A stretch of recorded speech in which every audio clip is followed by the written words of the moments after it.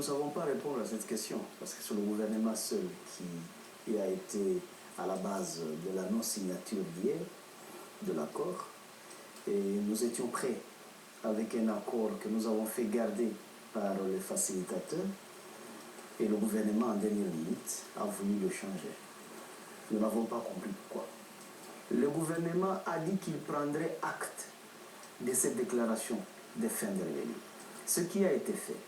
Le gouvernement disait qu'après cela, il avait besoin de 5 jours pour aller travailler l'opinion publique et le préparer à la signature de l'accord. Nous le lui avons accordé les 5 jours. Et voici le jour où nous devons signer l'accord. Le gouvernement nous dit autre chose. Nous ne sommes pas fiers de notre gouvernement.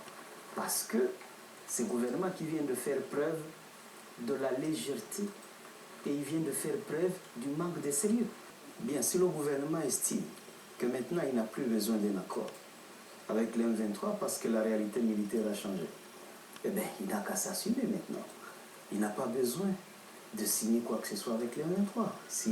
Je crois qu'il faut qu'il assume sa logique jusqu'au bout.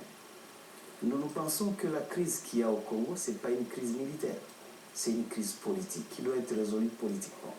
Et si le gouvernement estime que parce qu'il n'y a plus une organisation quelconque qui lui fait la pression, et qu'alors à ce moment-là, il peut décider comme il veut, eh bien au moins on en aura tiré une leçon.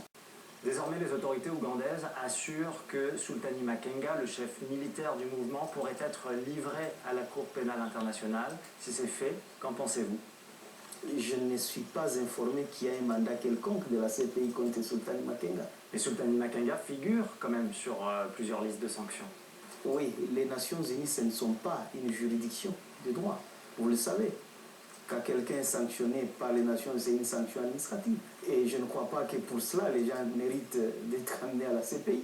Et à moins que vous m'appreniez des choses. Plusieurs sources, plusieurs rapports dénoncent les exactions du M23, notamment qu'il y aurait eu des exécutions extrajudiciaires, 18 à 21 prisonniers qui étaient retenus par le M23. Si c'est confirmé, quelle est votre réaction? Vous savez, nous sommes habitués à la propagande du gouvernement pour ça. Ils ont commencé à parler de fausses conduites, vous le savez, à Kinumba.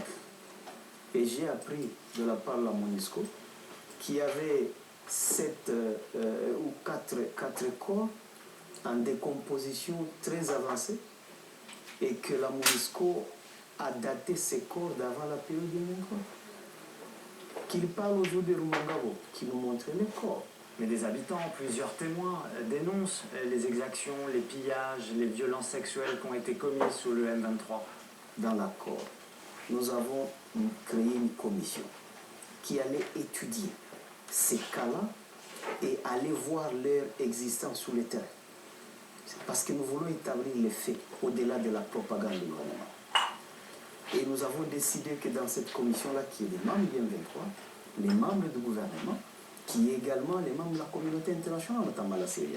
Eh bien, aujourd'hui, le M23 demande à ce que la lumière soit faite autour de tous ces rapports et que le fait soit établi.